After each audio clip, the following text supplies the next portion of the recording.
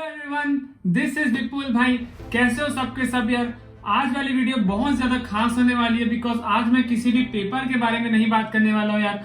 आज मैं बात करने वाला हूँ अपने बारे में। अभी मैं तुमको बताने वाला हूँ यार कि कैसे मैंने 18 मार्क्स से भाई 154 मार्क्स में जंप किया भाई। ठीक है, तो यार एक बहुत बड़ा जंप है। अगर तुम देखोगे 18 मार्क्स कहाँ, 18 मार्क्स जहां तुम कट ऑफ के तुम 1/3 में भी नहीं हो, और कहा भाई 154 मार्क्स जहां आज मैं हूं एक एनआईटी में। तो भाई जिसको भी नहीं पता पहले मैं अपने बारे में बता दूं। आई एम विपुल बग्गा और मैं यार करेंटली अभी 4th सेमेस्टर में हूँ एनआईटी रायपुर में। मैं इलेक्ट्रॉनिक्स एंड कम्युनिकेशन इंजीनियरिंग भाई अभी परस्यू कर रहा हूँ। ठीक है, तो यार 2018 में मैंने पहले जेई मेंस दिया, और जैसे मैंने जेई मेंस दिया मैं ज्यादा तैयारी के साथ नहीं दिया था, और मेरे जो पहले जेई मेंस 2018 में मार्क्स आए वो थे भाई 18 मार्क्स। ठीक है, 18 मार्क्स मेरे आए, जिसमें से अगर तुम मैं बताऊं मेरा सबसे फेवरेट सब्जेक्ट है केमिस्ट्री, और मेरा फिर उसके बाद फेवरेट है मैथ्स और फिजिक्स। वैसे तो मेरा भाई बोर्ड्स के लेवल तक काफी सही था, लेकिन जब बात मैकेनिक्स की आ जाती भाई तो मैं थोड़ा सा वीक कंसिडर करता हूँ अपने आप को। ठीक है, तो तुम किस में स्ट्रॉन्ग हो मेरे को बताना नीचे कमेंट सेक्शन में। ठीक है, तो यार देखो जेई 2018 में मेरे थे 18 मार्क्स। सो यार एकदम सिलेक्शन के आसपास भी नहीं था, कट ऑफ भी मैंने पार नहीं की थी, तो सिलेक्शन तो दूर की बात है। ठीक है, कोई एनआईटी आईआईटी तो दूर की बात है।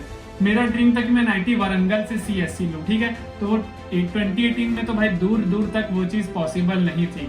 फिर मैंने सोचा कि मुझे टारगेट करना है 2019 को। मेरे सामने चैलेंजेस क्या थे? मेरे सामने चैलेंजेस थे कि नया पैटर्न। ठीक है, नया पैटर्न में क्या कि जेई मींस 2 बार होगा, 2019 से जनवरी में भी होगा, अप्रैल में होगा, पहला चैलेंज। दूसरा चैलेंज क्या मिला मेरे को? दूसरा चैलेंज ये मिला कि मुझे ऑनलाइन एग्जाम देना है। मैंने आज तक कभी भी ना ऑनलाइन मॉक टेस्ट अपियर किया था, ना मैंने ऑनलाइन एग्जाम दिया था। हर चीज भाई बचपन से लेके हम पेन कॉपी पे करते आए थे, तो उसमें बाद ऑनलाइन एग्जाम का आ गया। तो मुझे ये भी देखना था, मेरे समय पे ही नया परसेंटाइल आया जब मैंने अच्छे से तैयारी करी, और मेरे ही समय में ईडब्ल्यूएस कैटेगरी भी आई। ठीक है, ईडब्ल्यूएस कैटेगरी भी आई, देन मेरे समय में न्यू परसेंटाइल सिस्टम भी आया, 2 बार भी देना और एग्जाम ऑनलाइन भी हो गया। तो जितने चैलेंजेस थे यार वो सारे आ गए। ठीक है, तो अप्रैल में मैंने जेई 2018 दिया था, जेई में 2018 आई वाज नॉट सेलेक्टेड। उसके बाद यार मैंने क्या किया, अपना मई जून पूरा वेस्ट कर दिया। ठीक है, मई जून जुलाई वेस्ट कर दिया। आप होता हो ना कि आपने एक पेपर नहीं दे पाया, देन आप उसके डिलेमा से बाहर आते हो कुछ महीने में, फिर आपका मन हट सा जाता है, फिर आप डिसाइड नहीं कर पाते हो। सो मुझे ये डिसाइड करने में जुलाई तक लग गया कि I have to go for JEE Mains 2019। So मैं अगर अपनी प्रिपरेशन की बात करूं तो अच्छे से मैंने मिड ऑफ अगस्त में प्रिपेयर करना स्टार्ट किया। I prepare for August, September, October, November and December. 5 months की यार ये मेरी प्रिपरेशन थी, और जनवरी 11 को मेरा पेपर था फर्स्ट शिफ्ट का। ठीक है, रायपुर पे ही मेरा सेंटर था, और मेरा फर्स्ट शिफ्ट मेरा पेपर था 11 जनवरी को, यानी 9, 10, 11 थर्ड डे में मेरा पेपर था फर्स्ट शिफ्ट में, and I scored 154 marks in that JEE Mains. और उसके बाद मेरे उसमें केमिस्ट्री में आए थे सिर्फ 78 मार्क्स। ठीक है, 78 marks out of 154 was from chemistry section. तो तुम सोच सकते हो कि 1/2 ऑफ द मार्क्स मैंने सिर्फ और सिर्फ अपने स्ट्रॉन्ग सब्जेक्ट से ग्रैब किया। क्यों? और बाकी फिर मैंने मैथ से क्या, फिजिक्स मेरा वीक था तो मैंने 19-20 मार्क्स ही उससे ले पाया। पर मुझे 154 के बाद मैं I am currently in electronics and communication engineering NIT Raipur. तो what it took for me to jump from 18 marks to 154 marks directly. ठीक है, इतना बड़ा डिफरेंस मैंने कैसे क्रिएट किया? सबसे पहले डर को खत्म किया। ठीक है, टेंशन अगर तुम लोगे ना कि मुझे सीट नहीं मिलेगी तो क्या होगा, या ये सब क्या होगा, मैं जानता हूँ टेंशन भाई अंदर नेचुरली आती है, पर तुम उसको जितना कम कर सको that is very much good. ठीक है, सेकेंड चीज जो मेरे को सबसे ज्यादा हेल्प करी मेरे को 154 मार्क्स लाने में, वो मेरी रिविजन स्ट्रेटेजी। रिवीजन स्ट्रेटेजी जिसकी जितनी अच्छी होगी भाई वो उतना अच्छा स्कोर करेगा, चाहे वो कितना अच्छे उसके कॉन्सेप्ट्स क्लियर हो, उसने सारे चैप्टर रट रखे हो, लेकिन जब तक उसने एक लास्ट मोमेंट फाइनल रिवीजन ना लिया हो वो कभी भी जेई मेंस में अच्छा नहीं कर पाएगा। बिकॉज जेई मेंस एक ऐसा पेपर है जहाँ आपको कॉन्सेप्ट तो पता है ही है, लेकिन आपको इजी कॉन्सेप्ट जल्दी समय में अप्लाई करने होते हैं। तो यार उसके लिए तुमको क्या करना है, रिविजन बहुत अच्छे से करना है। जैसे कि मान लो अब मेरा 1 मंथ बचा है फॉर द जेई मेंस 2021।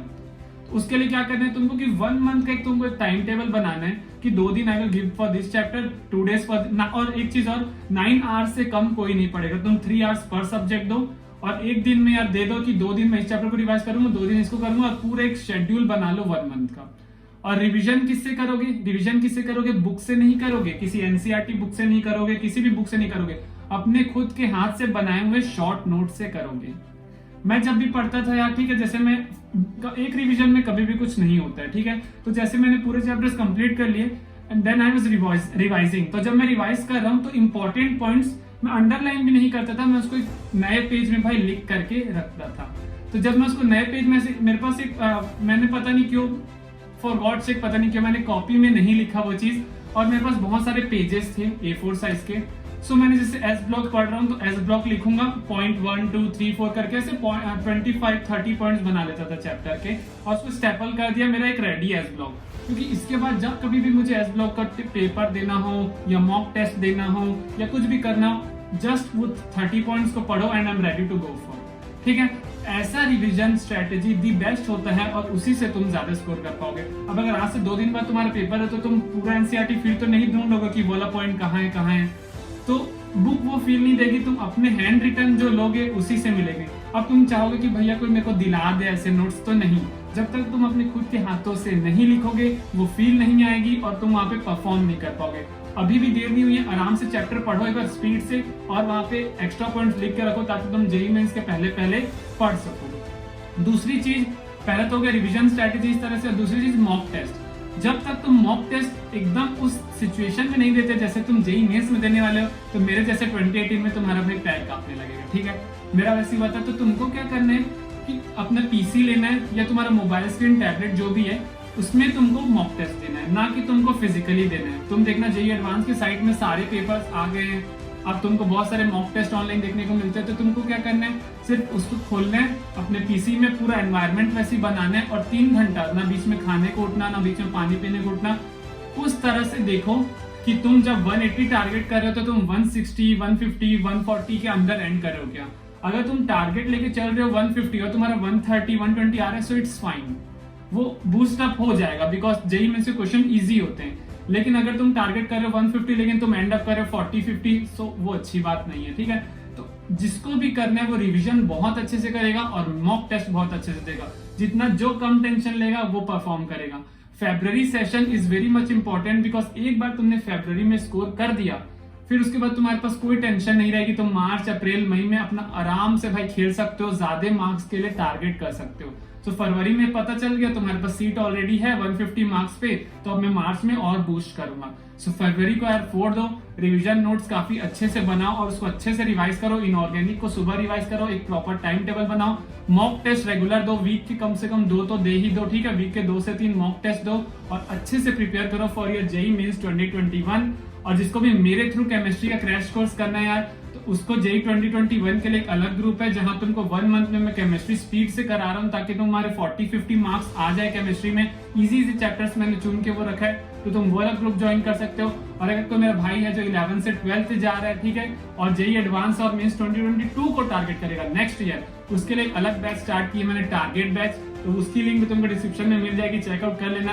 कोई भी डाउट हो या और कुछ स्ट्रेटेजी पूछनी हो, या भैया आपने ये कैसे किया, तो इंस्टाग्राम की लिंक भी डिस्क्रिप्शन में, या तुम यूट्यूब में भी कमेंट करके पूछ सकते हो, मैं तुमको वहां रिप्लाई दे दूंगा। और वीडियो को लाइक कर देना और चैनल को जल्दी से सब्सक्राइब कर दो, because we are only 120 subscribers away from 5000 subscribers. ठीक है, तो चलो यार सब्सक्राइब कर देना और वीडियो को लाइक कर देना। Thanks for watching, good bye.